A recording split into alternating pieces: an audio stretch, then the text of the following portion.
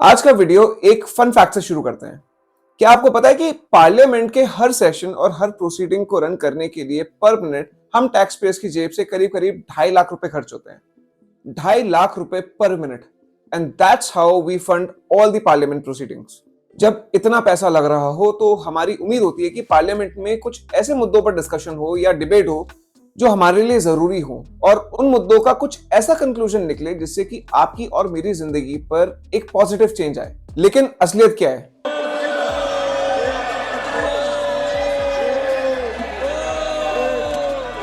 Last winter session में हमारे पूजनीय नेताओं ने 11 घंटे 32 मिनट तक एक डिबेट करी। टॉपिक वंदे मातरम के 150 साल। अगर हम थोड़ी बेसिक मैथ्स करें तो वंदे मातरम की डिबेट को होस्ट करने के लिए हम टैक्स पेयर्स ने 8 दिसंबर 2025 को करीब करीब 17 करोड़ 30 लाख रुपए का दान किया है, जिसका असर हमारी जिंदगी में 2 रुपए का भी नहीं पड़ा है। हमारे नेताओं ने 11 घंटे सिर्फ ये डिस्कस किया कि 1937 में कांग्रेस ने वंदे मातरम में से कुछ स्टैंजास क्यों काटे थे। और जिस वक्त पार्लियामेंट के अंदर ये डिस्कशन चल रहा था, ये डिबेट चल रही थी, पार्लियामेंट के बाहर लोग सांस नहीं ले पा रहे थे। प्रायोरिटीज दोस्तों। तो आज के वीडियो में मैं उन मुद्दों पर बात करूंगा जिन मुद्दों को पार्लियामेंट में बहुत ही बेशर्मी के साथ इग्नोर कर दिया जाता है। जब पार्लियामेंट में वंदे मातरम का राग छिड़ रहा था, उस वक्त दिल्ली का AQI 450 के पार पहुंच चुका था।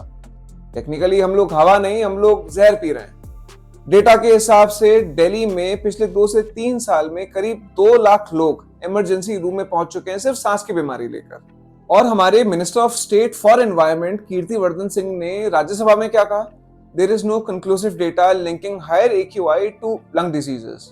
वाह, मतलब डॉक्टर्स सारे पागल हैं। ICMR की रिसर्च जो कि एक स्ट्रॉन्ग कोरिलेशन दिखाती है वो भी गलत है। बस मिनिस्टर साहब का लॉजिक सही है। उनके हिसाब से हमारे खराब फूड हैबिट्स और हमारा ओवरऑल बॉडी का इम्यूनिटी जिम्मेदार है कि हमारे लंग्स चोक हो रहे हैं दिल्ली की हवा में सांस लेकर।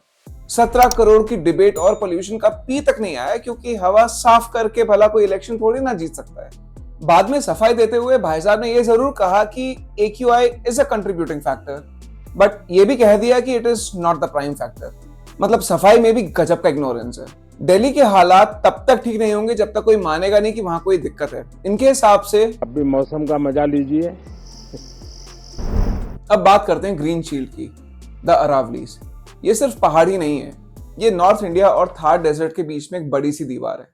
इसके 3 काम है। पहला, ये रेगिस्तान की मिट्टी को दिल्ली, गुड़गांव, NCR या आसपास के इलाकों में घुसने से रोकता है। दूसरा, अरावली रेंज एक बड़े से स्पंज की तरह है जो कि बारिश के पानी को सोखता है और वहां के हमारे अंडरग्राउंड रिजर्व्स को रिफिल करता है। और तीसरा, नॉर्थ इंडिया के ये आखिरी सबसे बड़े जंगल हैं जो कि वहां के जहरीले शहरों को थोड़ी सी ऑक्सीजन प्रोवाइड करते हैं। पर यहाँ एक टग ऑफ वॉर चल रहा है। एक तरफ है माइनर्स, बहुत सारे इलीगल एंड कुछ लीगल, जिनको पिंक मार्बल और ग्रेनाइट को माइन करके पैसा कमाना है। माइनिंग से बहुत पैसा आता है एंड स्टेट गवर्नमेंट्स काफी कमाई करती हैं। और दूसरी तरफ है सर्वाइवल। माइनिंग की वजह से गुड़गांव और फरीदाबाद जैसे शहरों के अंडरग्राउंड वाटर रिजर्व्स धीमे धीमे खत्म होते जा रहे हैं। और जब ये मुद्दा सुप्रीम कोर्ट में उठा तो एक मजाकिया सवाल भी उठा कि पहाड़ कहते किसे हैं। अब इतने सालों में सॉइल इरोजन की वजह से अरावली रेंज के काफी सारे पहाड़ छोटे छोटे रिजेस में तब्दील हो गए हैं। तो ministry of environment, forest and climate change ने एक डेफिनेशन प्रपोज करी कि कोई भी लैंडफॉर्म जो कि 100 मीटर से छोटा है उसको पहाड़ मानेंगे ही नहीं। 21 नवंबर 2025 को सुप्रीम कोर्ट ने इस डेफिनेशन को एक्सेप्ट कर लिया। अब आप ये सोचिए, इस डेफिनेशन के हिसाब से 90% अरावली हिल्स पहाड़ कहला ही नहीं जाते हैं और अब वो प्रोटेक्शन से बाहर है। मतलब कि कोई भी वहां पे माइनिंग कर सकता है। ये तो थी AQI की तारीफ और पर्यावरण के बारे में ना होने वाली चर्चा। अब मैं एक ऐसे मुद्दे के बारे में बात करूंगा जो कि पार्लियामेंट में ना तो पहले कभी डिस्कस हुआ है और शायद कभी आगे होगा भी नहीं। पार्लियामेंट डिबेट्स में हमारे रॉटिंग यानी कि सड़ते हुए एंड आउटडेटेड एजुकेशन सिस्टम के बारे में कभी बात नहीं होती है। पता है क्यों? सरकार कहती है कि विकसित भारत के लिए इंडियन यूनिवर्सिटीज बेस्ट हैं। थोड़ा सा अपने नेताओं के घरों में झांक के देखते हैं।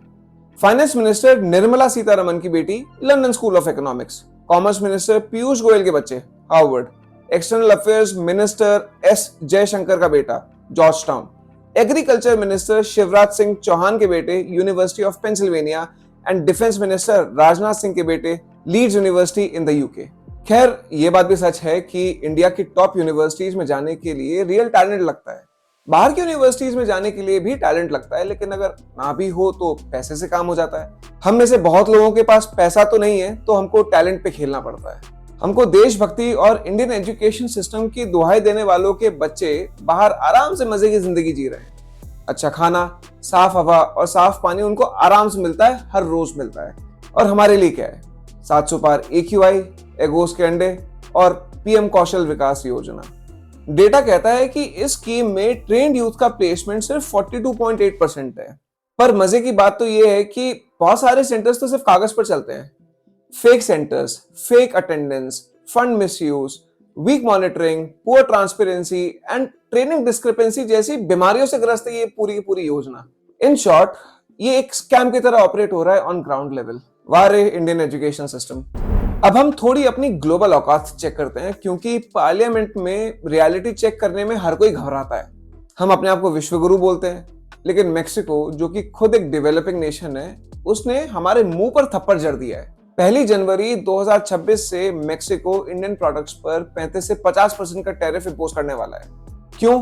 क्योंकि उनको अपने लोकल जॉब्स बचाने हैं और यूएस को यह दिखाना है कि वो इंडिया और चाइना के प्रोडक्ट्स के लिए कोई पास थ्रू हब नहीं है।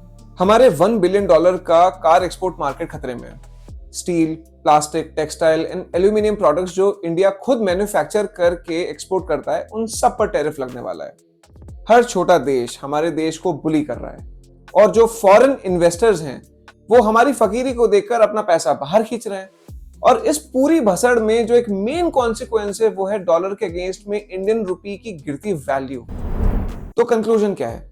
हमारा फिस्कल डेफिसिट टारगेट 4.4% है, लेकिन हमारे नेताओं का अकाउंटेबिलिटी डेफिसिट 100% क्रॉस हो चुका है। टैक्स पेयर्स का 17 करोड़ रुपया उस डिबेट पर लगता है जिसका असर हमारी जिंदगी पर 2 रुपए का भी नहीं होता। हवा जहरीली है, पहाड़ बिक रहे हैं, एक आम आदमी मेडिकल बिल्स के नीचे आकर गरीब होता जा रहा है, और हमें बोला जा रहा है कि वंदे मातरम के स्टैंजास को काउंट करो। नेक्स्ट टाइम जब भी कोई नेता आपकी तरफ जुमला फेंके कि देश बदल रहा है, एक बार अपना N95 मास्क उठाकर देख लेना कि हवा बची भी है कि नहीं बची सांस लेने के लिए। अपने रिस्क पे आए। आपको अगर अभी भी लगता है कि हम विश्व गुरु हैं, तो कमेंट सेक्शन में लिख के बता दो, मुझे भी नई 4 बातें पता चल जाएंगी। ये वीडियो अगर अच्छा लगा हो तो एक बार लाइक और सब्सक्राइब बटन दबा देना, वरना किसी भी पार्लियामेंट सेशन की तरह इसको भी एडजन कर देना। See you in the next one.